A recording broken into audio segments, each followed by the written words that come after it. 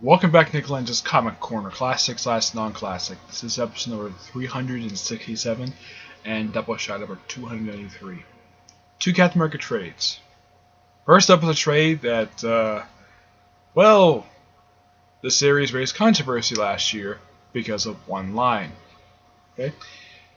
Captain America, Steve Rogers, Volume 1, Hail Hydra, collecting the first 6 issues of this series, and the story from the Captain America special from Free Comic Book Day, which I actually got that Free Comic Book Day last year. Now, let me show you the page that really ticked off like almost every person who read this comic. It didn't tick me off. Oh no, I was not happy with this, but I was not sending the writer death threats over this. Captain America saying Hail Hydra. This page stirred so much controversy last year that that the writer that Nick Spencer was receiving death threats over this one page. Yes, this one page. He received death threats over this. Now, I may not have liked this revelation, but here's something. Sending this man death threats is really stupid. On the part of these are just fanboys who basically just complaining, oh, you turned my hero into a Nazi. Technically, Hydra technically was part of the Nazi party, but I do have a small problem with this revelation, but they kind of fixed it with the next issue where, yeah, his memories were altered by Kybok, the sentient cosmic cube. Excuse me. And it was pointed out in issue 2 that this cosmic cube that she is from is actually traces back to Mark Waid's run of Captain America from the mid-90s. This was, of course, prior to being relaunched by Jeff Lowe and Rob Liefeld. And also, I gotta point out about the costume. It's great. May not be the classic look, but it's a great looking costume. And of course, the shield is great. Being square again probably does kind of suit him. Of course, some people want this shield to go back to him. Yeah, especially that's written that way in the Sam Wilson book. Now, I don't honestly have a problem with two Captain Americas. There's two Spider-Mans. There's like multiple other people with the same name.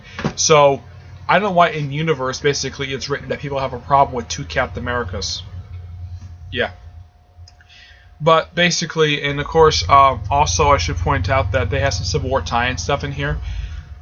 In issue, I believe it was 4. I think it was 4. Because 3 picked up right where the first issue left off because of all the death threats, stuff like that. Issue 4 basically had the character, the Red Ghost. The Red Ghost is an old character that Stan Lee and Jack the King Kirby created back in the 60s during their very critically acclaimed run from the 60s, their 100 issue run from the pages of Fantastic Four. If you want to know what Red Ghost looks like, he let's see, where is he?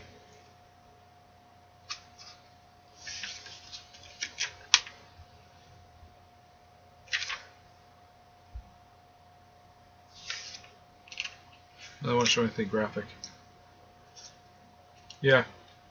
This is the Red Ghost. Yeah, he's also showing pages of X-Men. Yep. Pretty much in this issue, yeah, in issue 4 of here, they actually, Cap kills off the Red Ghost. Yeah. Making it the first villain he kills in the very series. He also kills off his Super Apes. I don't know why Nick Spencer did this before, but I don't have a really big problem with it. I mean, I don't think any writer's really using this character much anymore, so I guess they probably figured out, let's have Captain America become a murderer, just having kill Red Ghost by off-panel decapitation. Not kidding. He decapitates the Red Ghost with this particular shield. Yep. Apparently it looks like that Zemo died, but I know he's not dead. But I'll spoil that with the next volume. Excuse me. And the one thing that a person like me who's a longtime Captain America fan is kind of uncomfortable with is Steve inking the Hydra symbol and kneeling before the Red Skull. I like the fact they're still... I like the fact Red Skull is back in a Captain America comic for the first time as a major threat. You know, he did cameo toward the end of Rick Remender's run, but this is actually the first time that Red Skull has been in the pages of Captain America. And this is, of course, Johann Schmidt, though it's a clone. It's the first time since Brubaker's run that he's actually appeared in the book. I should point out also Brubaker did receive death threats as well, basically because the whole thing of Captain America being a Nazi, being a Hydra agent. And he's like, what are you talking about? I have nothing to do with this title. Yeah, at the point when he said that, it had been 4 years since his run ended. A run that had humongous influence in the Marvel Cinematic Universe related to Captain America himself. Yes, Sharon is still old. Yes, I don't know why they couldn't have just, you know, give her back her proper age instead of having her basically look like she's in her 50s, even though she's supposed to be in her 30s, I'd say. I should also point out that Sin, a.k.a. The daughter of the Red Skull, who also had her face like her father's, Kaibok fixed it. Yep, she fixes it right in issue 2. The same issue reveals she's actually the Cosmic Cube from Mark Waid's run. So you have some stuff falling from Pleasant Hill. Also, basically stuff setting up for the eventual trial of Maria Hill that happened later on in the comic.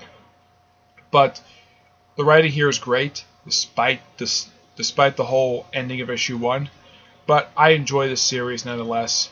The thing is, people, stop sending Nick Spencer death threats. Please. He's just doing his job. This is what he wanted to do. Alright? He wanted to do something different with Steve Rogers. He is doing something different. Get over it.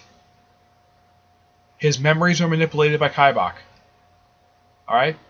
9 out of 10. Do not send me death threats over liking this book. I would not appreciate that. Alright. Next up is Sam Wilson, Captain America, Volume 3, Civil War 2. I almost forgot who the artists were on this one. On the Captain America book, it's Jesus Spaz does the first 3 issues, and the Free Comic Day issue. And Javier Pena, who does the other 3 issues with Miguel Sepovia on issue 4. Also, in the flashbacks, they also have Daniel Whitehall and a guy who looks like Dr. Faustus. Trying to think, was there anything else? Oh yeah, Jack Flag showed up in here as well in issue 1. One person pointed out, I think it was Mike Spireslayer, he said he hadn't seen Jack Flag since the 90s. The last time he showed up prior to the series was actually in the Thanos Imperative miniseries in 2010. It had been 6 years since he made a physical appearance in the comic book, but I was glad that Nick Spencer threw him in. Him and Free Spirit. And they decided to have Jack Flag die later on after he fell out of a jet. Right? Now we can talk about this. This contains issues 9 to 13 of this particular series. And you have Daniel Kuna on the artwork. He does all the issues in here. Well, he does the last 3 issues. The first 2 issues are done by Angel Uzunka, I think it's how you pronounce the person's name. I'm sorry if I mispronounce it. Pretty much, this deals with stuff dealing with like I said, basically it deals with Civil War 2. Though the tie-ins don't stop after here, this actually continues for a little bit in the book. There's stuff dealing with the new Falcon. There's a really dumb thing up the hashtag Take Back the Shield. It's like in universe, Nick Spencer is writing it where people want Sam Wilson's character to go backwards, like have him go back to be Falcon, despite the fact he has his own partner called Falcon, and his lover being Misty Knight.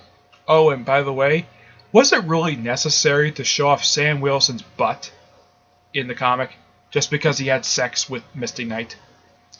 To me, I didn't think that was necessary. I'm not going to show this Daniel Kuna's artwork.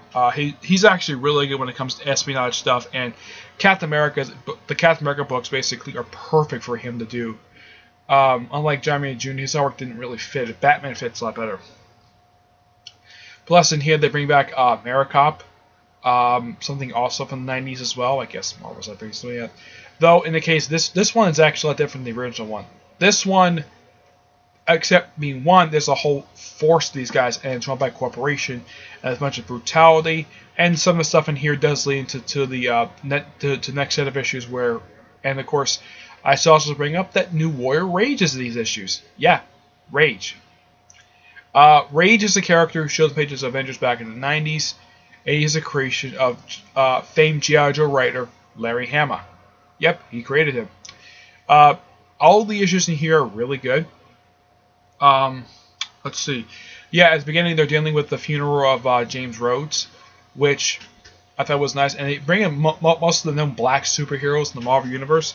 There's this great scene. I think it's in the first issue or two. Let's see here. Oh yeah, they also threw in the supervillain Chance. Yeah, they threw him in here as well. Yeah. Let's see here.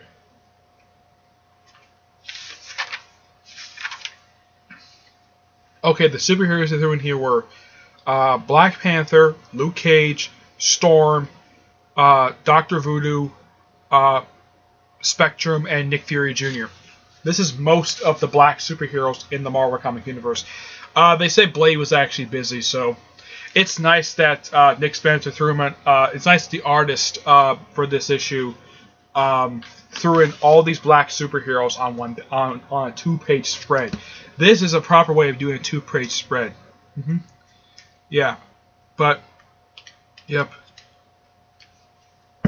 And here's Rage in his current look right now, and he's basically become a supporting character in the book. As far as I can tell, he's still currently one. Yeah, apparently also they had to remove.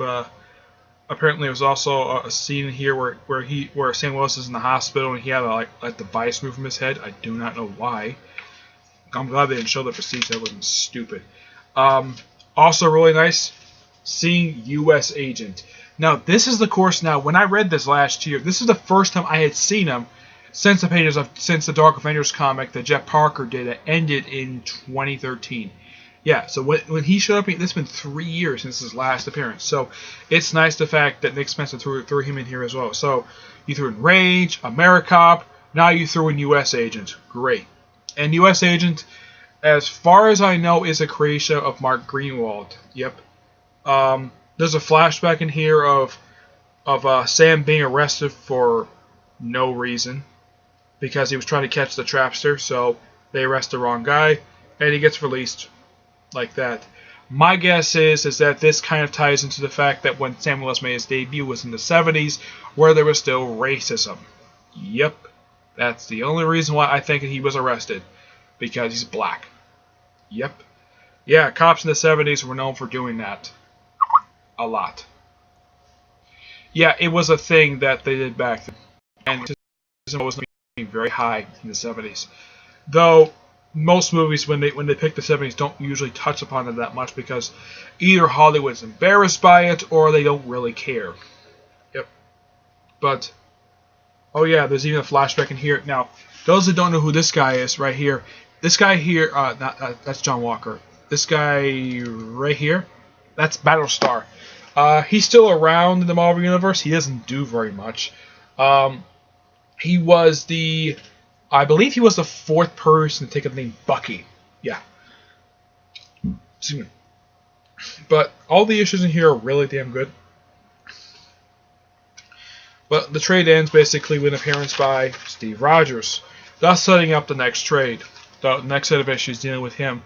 But it's nice seeing all these characters in here. But